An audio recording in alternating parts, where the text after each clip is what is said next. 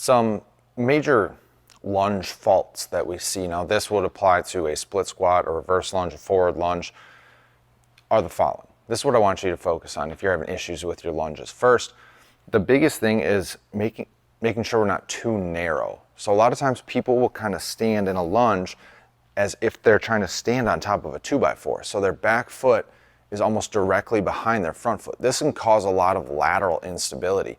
You don't need to be this narrow. So having a kind of hip width lunge position here and coming up and even opening up that back foot even more can be very beneficial to working this front target muscle. And again, this applies with a reverse lunge.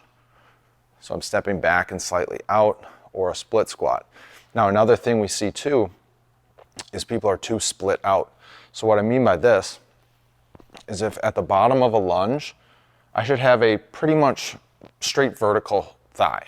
Now it doesn't have to be perfectly vertical. You can be leaning forward slightly, get a little bit bigger stretch. You can bias the glute a little bit more here.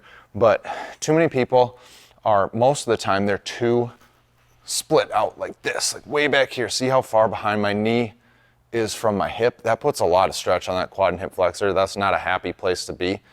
So bringing that back foot back, and then less often, people are too crammed inward. So they'll be here, and this knee kind of is forward of the hip. So we want to be right about here, working up and down, making sure we're controlling through the motion, not crashing the knee into the floor. So having a pad there or just stopping slightly short of the floor can be ideal. Just every time, you don't want your knee impacting the ground. So make sure you're checking those things on your lunges and you should feel better.